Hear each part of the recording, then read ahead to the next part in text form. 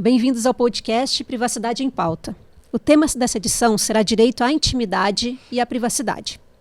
Em 2011, um homem invadiu o computador da atriz Carolina Dickmann e roubou 36 fotos íntimas. Cobrou da atriz R$10 mil para não publicar o material. Como ela se negou a pagar, teve as imagens divulgadas na internet. Esse fato gerou uma grande movimentação popular para que ações assim se tornassem crime.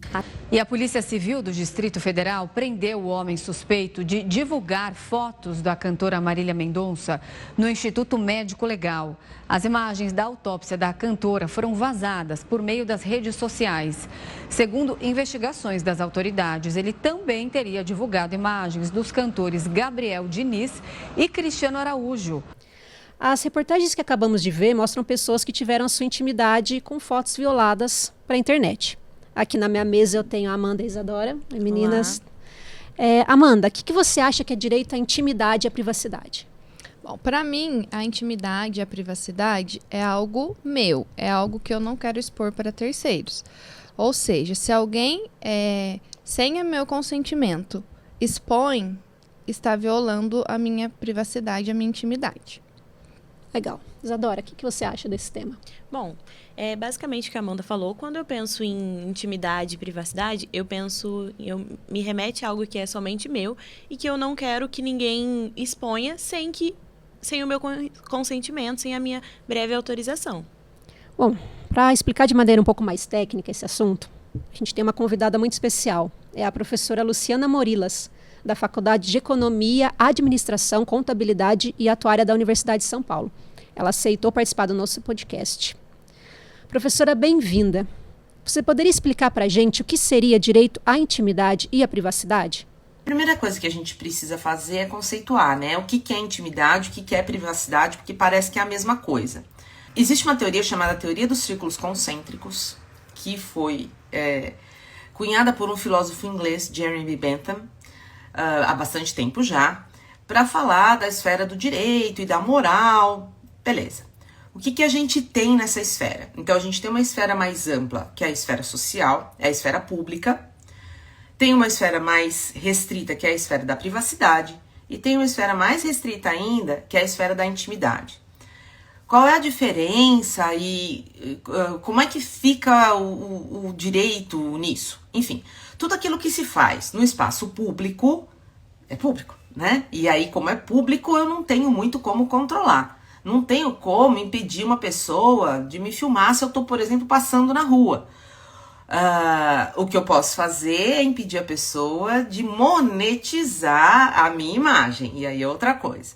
Mas a ideia de que tudo aquilo que se faz para fora do ambiente privado é público. E aí, sobre isso, eu não vou ter direito nem à intimidade nem à privacidade. Tudo aquilo que eu faço dentro do ambiente doméstico, dentro das quatro paredes, então percebe que aí eu tenho alguma restrição, num ambiente mais restrito, isso pode incluir até, por exemplo, a minha sala na USP, né?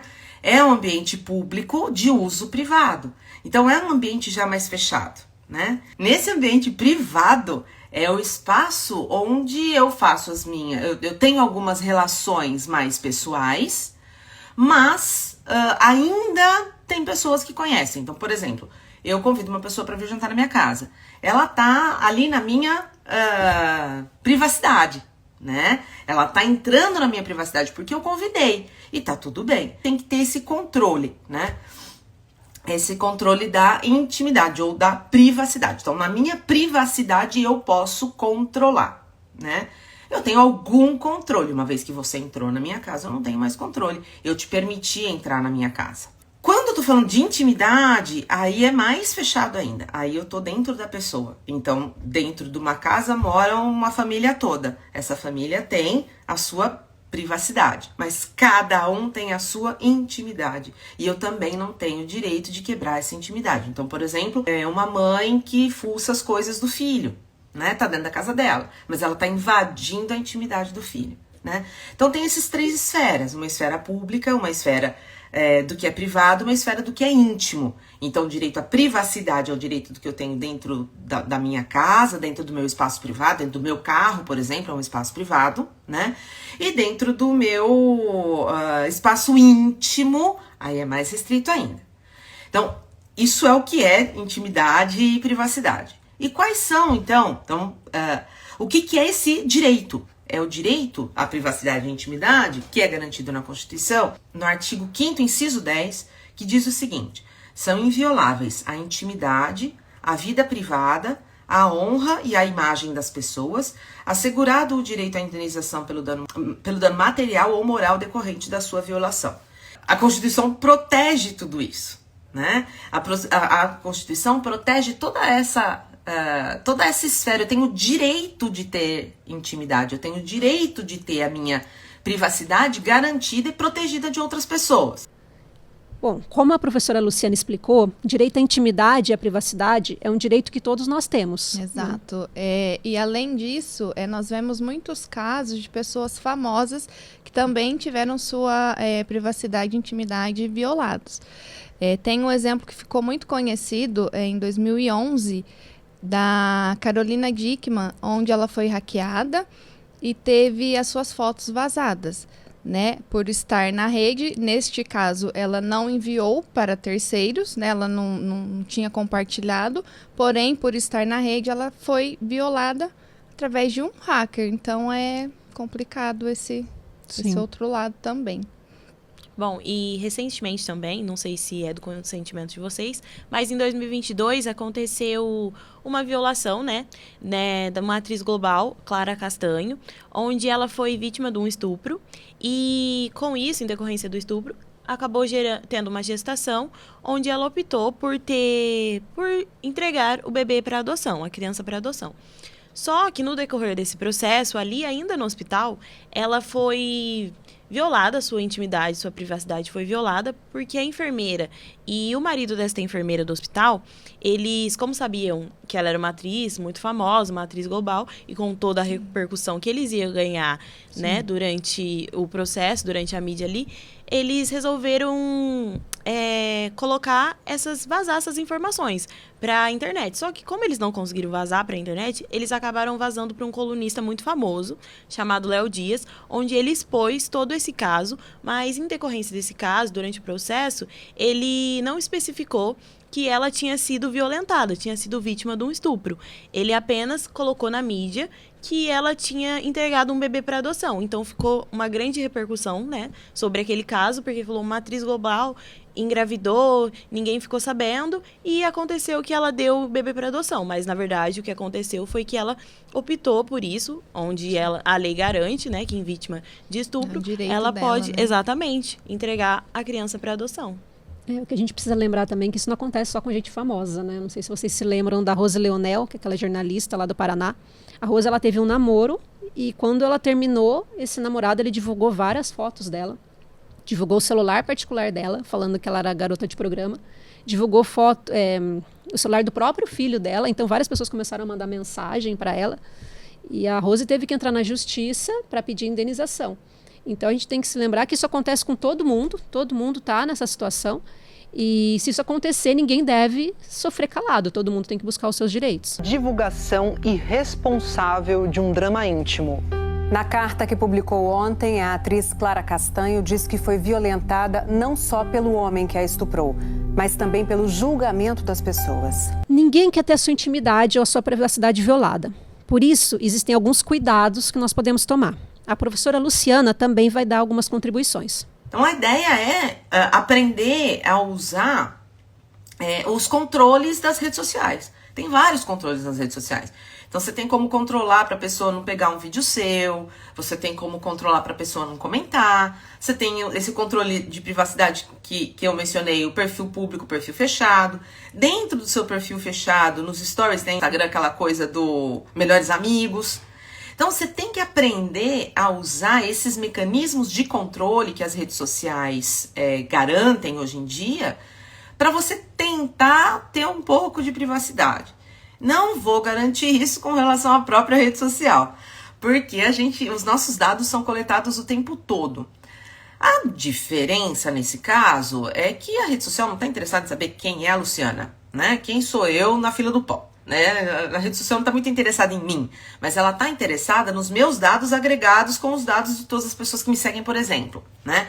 Então, aí sim isso começa a ter algum tipo de valor. Então, a gente precisa também tomar cuidado com que tipo de dado que a gente está compartilhando com as redes sociais ou em qualquer lugar que a gente faça algum tipo de cadastro, né? Você tem que tomar cuidado com qual é o tipo de dado que você está colocando ali. Porque, assim, a empresa tem que tomar cuidado. A LGPD garante isso, a Lei Geral de Proteção de Dados, que as empresas são obrigadas a tomar cuidado com os meus dados que elas coletam. Tá bom, mas e se ela não tomou? Se ela não tomou, o dado vazou. Quando esse dado tá vazado, perdi, já não tenho mais o que fazer. Ah, vou pegar uma indenização por dano moral. Legal, boa sorte. Porque as indenizações por dano moral no Brasil têm um valor muito baixo, né? Muito baixo mesmo. Você tem indenizações, sei lá, 5 mil reais. É um valor muito baixo por uma ofensa, né? Então, não dá pra gente se fiar ou pra gente achar que o dinheiro vai resolver alguma coisa, porque assim, você vai ganhar 5 mil reais, mas, né? Não é lá essas coisas, você não vai ficar rico com isso. Além dos conselhos da professora Luciana, tem coisas que nós podemos fazer para tomar cuidado. Amanda, você tem alguma dica para passar para o pessoal? É importante tomar cuidado com os links, com os aplicativos, né? Quando baixamos informações para os nossos computador, tablet, porque a gente não sabe quem está do outro lado. Então, tem muita gente maldosa, muitas vezes pessoas que nos conhecem e quer prejudicar, ou pessoas aleatórias que simplesmente querem fazer o mal. Então, Sim. A gente tem que se prevenir, precaver, né? Porque a gente não sabe quem está do outro lado.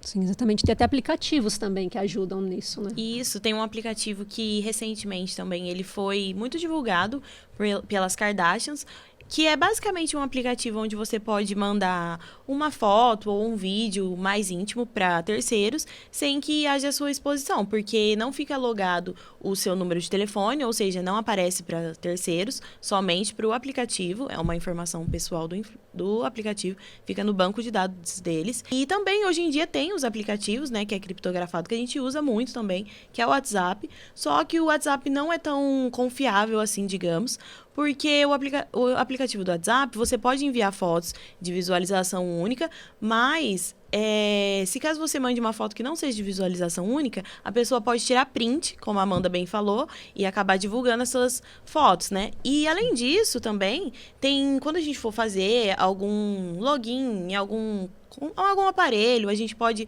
usar algumas senhas mais fortes, que os próprios aplicativos já indicam, né? Que usar caracteres especiais, por exemplo, arroba, underline, esse tipo de coisa, números e letras maiúsculas e minúsculas, para dificultar justamente a invasão dos hackers, como a Amanda falou.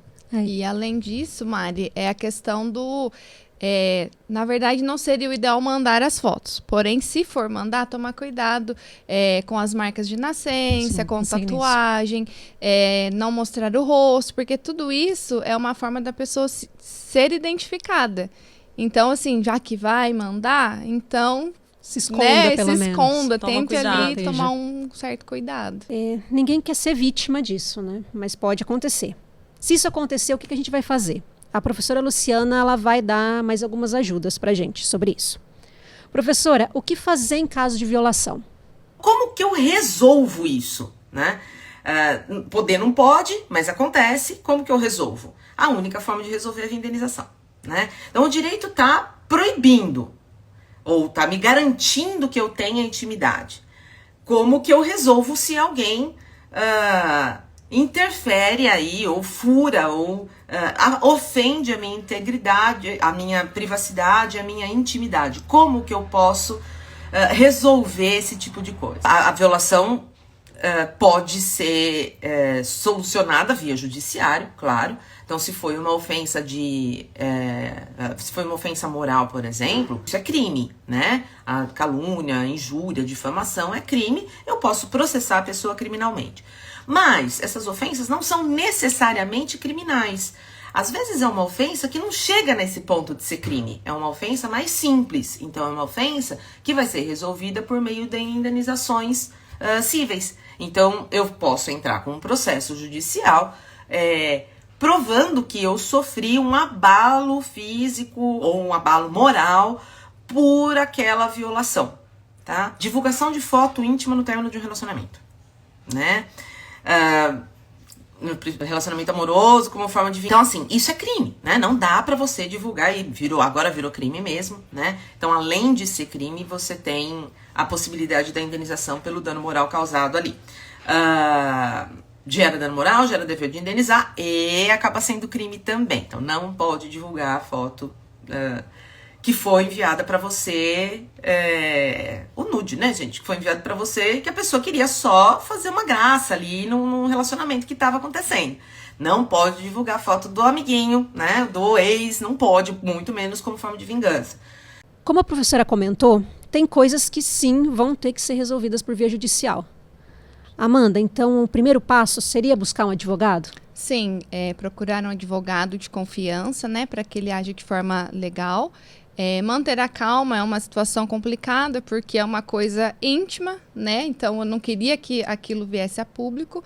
Já que isso se tornou público, eu tenho que manter a calma, deixar que o advogado faça a parte dele, evitar contato com a pessoa, né, que violou o meu direito, se eu tiver contato, né? A gente viu que pode ser que não sabemos, né, quem que foi a pessoa. E evitar conversas, tirar print do que já foi encaminhado, como uma forma de nos resguardar legalmente, né, por lá na frente. E todo mundo pode ter um advogado, né? Sim, com certeza. Inclusive, é bom sempre ressaltar que se caso a pessoa que sofreu, né, que foi vítima disso, e caso ela não tiver condições financeiras para entrar com esse processo, com uma ação judicial, os advogados, né, da Ordem dos Advogados do Brasil, a OAB, está aí justamente para isso, para que a gente possa entrar com essa ação e que nossos direitos sejam resguardados, sejam garantidos, porque isso é um assunto muito delicado e que tem que ter uma certa punidade, um certo tipo de pena, né? Legal, meninas. Obrigada pela participação de vocês. Esse foi o nosso podcast Privacidade em Pauta, realizado pelos alunos do primeiro semestre de Direito da Unify. Nós temos um agradecimento especial a fazer à professora Luciana Morilas, que aceitou gentilmente contribuir com o nosso trabalho. A professora Luciana, ela tem uma página no Instagram chamada Café com Morilas, que traz bastante questões de direito de forma super acessível, então fica a dica se alguém quiser seguir uma boa página no Instagram. E dessa edição nossa participaram a Amanda Eugênio, a Stephanie Toledo, a Gabriele Tavares, a Isadora Pereira, a Jaqueline Alves e a Maria Isabel de Souza. Eu sou Mariane Bovolone e agradeço a todos por ouvirem. Até a próxima.